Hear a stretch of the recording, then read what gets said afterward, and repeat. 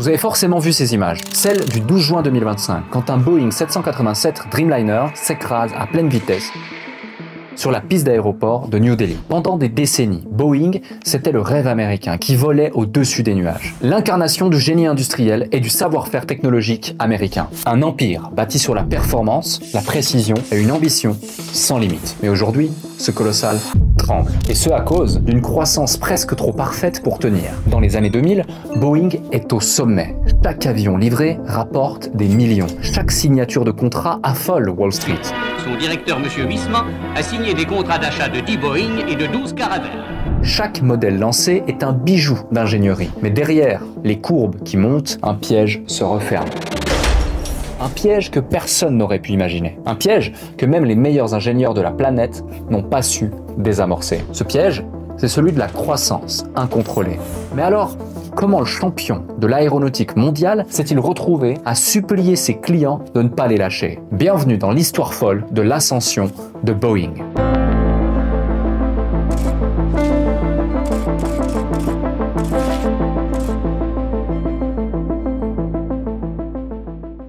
On est au début des années 2010. Pendant que le monde s'ouvre, que les frontières se dissipent et que le tourisme de masse explose comme jamais, le nombre de passagers aériens dans le monde double quasiment. On passe de 2,6 à plus de 4,3 milliards de passagers par an. Et dans ce contexte, un acteur devient incontournable.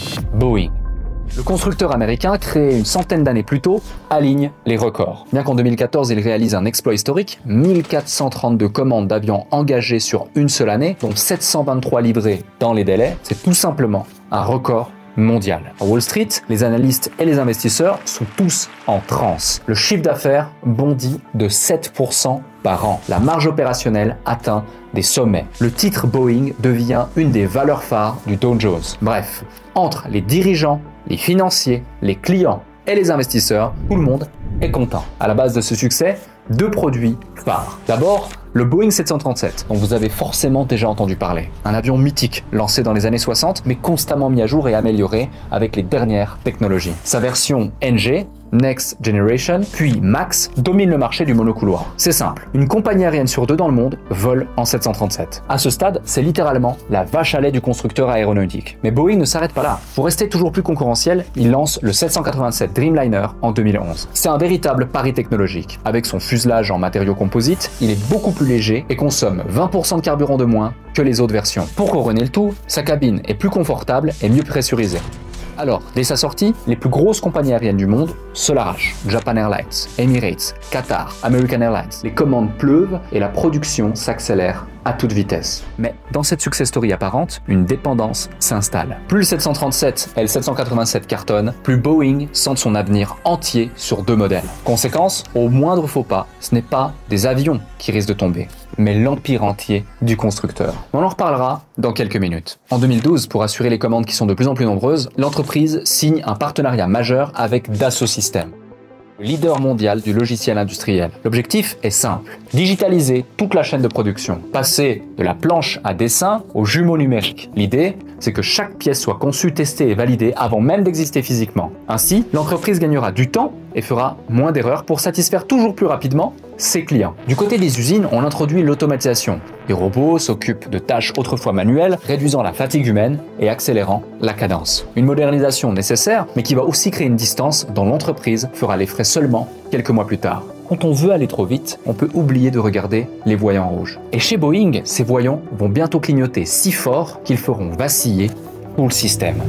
Boeing de la compagnie indonésienne Lion Air s'est abîmé en mer ce matin. On est le 29 octobre 2018. Le vol Lion Air 610 doit quitter une ville d'Indonésie pour rejoindre l'autre bout du pays. Contre toute attente, le Boeing 737 MAX, qui assure le vol, s'écrase en mer de Java seulement 13 minutes après le décollage. C'était un accident très grave. L'histoire du 737 MAX sera clairement un tournant décisif dans l'histoire de l'aviation. Sur 189 passagers, il n'y aura aucun survivant. Et l'année suivante, le même schéma se répète. Nouveau crash aérien, un Boeing 737 d'Ethiopian Airlines. Le vol Ethiopian Airlines, censé décoller le 10 mars 2019, se crache brutalement après seulement 6 minutes de vol. Encore un 737 MAX. En l'espace de quelques mois, 346 vies sont fauchées. Le monde est sous le choc. Le pilote et son second n'ont pas pu reprendre le contrôle de l'avion. Il n'y a pas eu de survivants. On a été stupéfait de la teneur des charges dont ils pouvaient être tenus coupables, c'est-à-dire fraude, alors que nos proches étaient morts.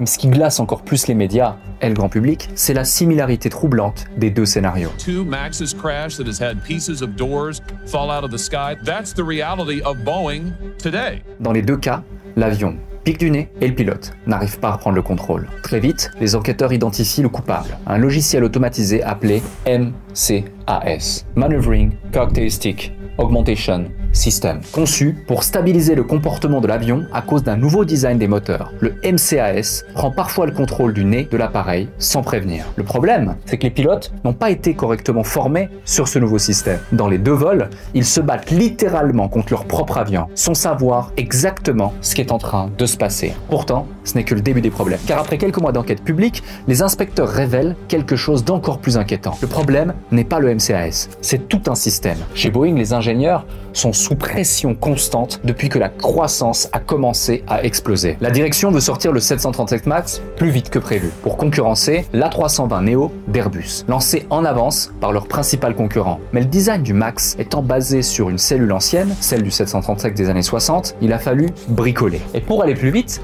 une partie de la certification de sécurité a été confiée au constructeur Boeing lui-même. Résultat, certains avertissements de salariés sont ignorés. Des bugs découverts sont étouffés et le MCAS, mal expliqué, n'a pas été correctement intégré par les commandants de Boeing. En janvier 2021, Boeing reconnaît sa responsabilité et accepte de payer 2,5 milliards de dollars dans un accord avec le département de la justice américain pour fraude et dissimulation. Quand on a une entreprise, il est crucial de garder en tête que la culture interne est plus forte que n'importe quelle stratégie. Quand la pression, les délais, les bénéfices deviennent plus importants que la qualité, vous semez à coup sûr des graines qui provoqueront tôt ou tard un chaos impossible à contrôler. Suite à la révélation, les réactions sont immédiates. Les régulateurs du monde entier clouent tous les 737 MAX au sol. Pendant 20 mois, aucun 737 MAX ne quitte le sol. Évidemment, pour Boeing, c'est un cataclysme. Ils subissent près de 20 milliards de dollars de pertes. Les compagnies annulent des centaines de commandes. Des dizaines de gros contrats sont gelés. Et pire que tout,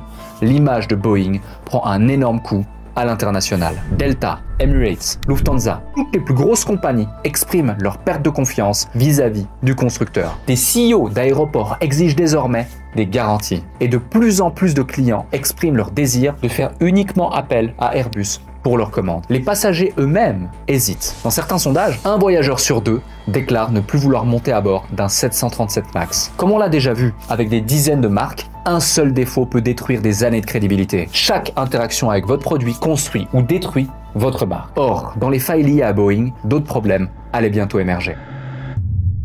Fin 2020, le 737 MAX est autorisé à voler à nouveau et Boeing respire enfin. Mais la confiance est brisée. Le constructeur va donc lancer un grand plan de reconstruction de son image pour ne pas se laisser sombrer. Dès fin 2020, l'entreprise met en place des formations renforcées pour les pilotes, revoit entièrement le manuel de vol et collabore étroitement avec les régulateurs comme la FAA pour garantir des processus de certification plus transparents. L'idée, assurer à nouveau la sécurité de ses vols et des passagers par une analyse pointue de chacune de ses pièces et chacun de ses avions. L'objectif, montrer que les erreurs du passé ont été comprises et corrigé. Côté industriel, Boeing tente de reprendre un rythme de production régulier, notamment sur les 737 MAX et 787 Dreamliner. Le problème, c'est que leurs efforts vont vite être freinés par des problèmes persistants de qualité, notamment des défauts sur les jonctions aile fuselage et les sections de pressurisation. C'est ainsi que la FAA décide d'imposer des inspections supplémentaires, ce qui va ralentir un peu plus la cadence de production déjà mise à mal. Afin de remettre de l'ordre dans toute son infrastructure, Boeing décide alors de se pencher sérieusement sur le plan financier. La marque gèle alors des recrutements, supprime des milliers de postes, vend des actifs qui n'ont aucun intérêt pour elle, et elle met en place une levée de plusieurs dizaines de milliards de dollars via des emprunts et des émissions obligataires afin d'éviter la chute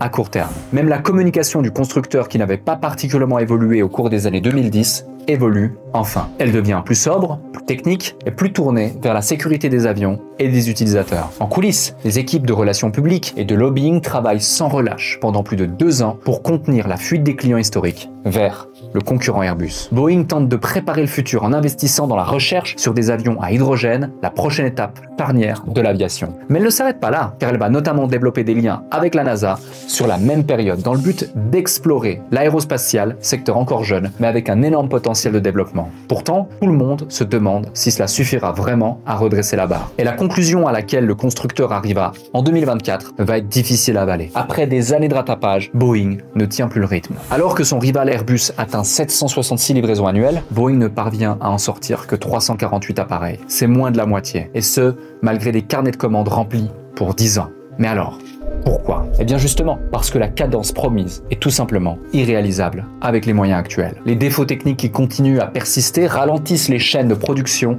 et de distribution. Les inspections imposées par la FAA ajoutent des retards et les tensions internes entre cadres et salariés minent le moral de tout le monde. Le nouveau CEO, Kelly Ortberg, l'avouera même dans une lettre interne. Nous devons repenser nos effectifs et nos priorités. Nous avons grossi trop vite et bâti un château de cartes. Tous les dirigeants d'entreprise le savent. La croissance déconnectée du réel est un véritable poison. Si vos ressources internes ne suivent pas la demande du marché, vous n'avez plus un réel business, mais une illusion qui menace de s'effondrer à chaque instant. Et quand le cœur industriel cesse de battre, ce sont les finances qui commencent à lâcher. À ce moment précis, fin 2024, Boeing ne lutte plus pour livrer des avions. Non, elle lutte pour sa survie. En 2025, Boeing n'est malheureusement plus aussi renommée qu'avant. La vérité, c'est même qu'elle fait tout pour ne pas s'écraser sur le tarmac financier. Les chiffres parlent d'eux-mêmes. Le constructeur a plus de 50 milliards de dollars de dettes. Il subit une perte nette de plus de 6 milliards uniquement sur le premier trimestre de l'année. Et il est obligé d'effectuer une levée de fonds d'urgence de 25 milliards pour assumer les salaires et les fournisseurs. Les agences de notation des entreprises boursières passent alors aux menaces. Boeing pourrait voir sa note dégrader, ce qui diminuerait encore plus la confiance des investisseurs. Peu importe la taille de son entreprise, le cash est la seule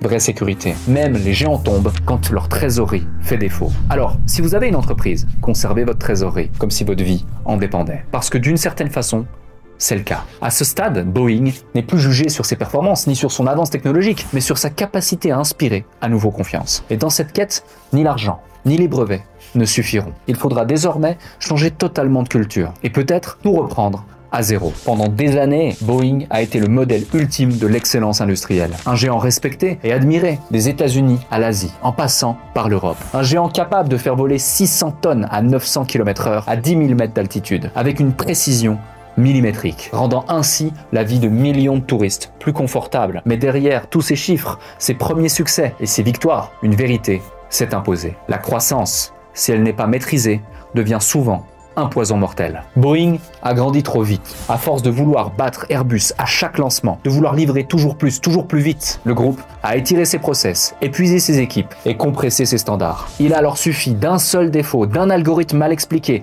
et de quelques crashs pour que tout s'effondre sous les yeux impuissants des dirigeants. Boeing était une organisation titanesque qui s'est piégée dans l'engrenage qu'elle avait construit. Dans l'aéronautique, comme dans d'autres domaines, le moindre compromis peut tuer. Et quand les chiffres semblent devenir plus importants que la sécurité, la confiance finit toujours par se volatiliser. Alors, n'oubliez jamais, plus vous grossissez, plus vous devez prendre le temps de ralentir pour prendre de la hauteur. Car la croissance sans conscience n'est que ruine assurée. Boeing a voulu aller plus vite que le temps. Alors aujourd'hui, elle doit réapprendre, telle une start-up qui se lance. Maintenant, une question reste en suspens. Quel sera l'avenir de la marque? Pensez-vous qu'elle va renaître de ses cendres ou qu'on assiste lentement à la mort d'un des plus grands empires aériens? Dites-le moi en commentaire. Et si la vidéo vous a plu, j'en prépare encore plusieurs dans ce style. Alors, abonnez-vous si vous souhaitez en voir d'autres.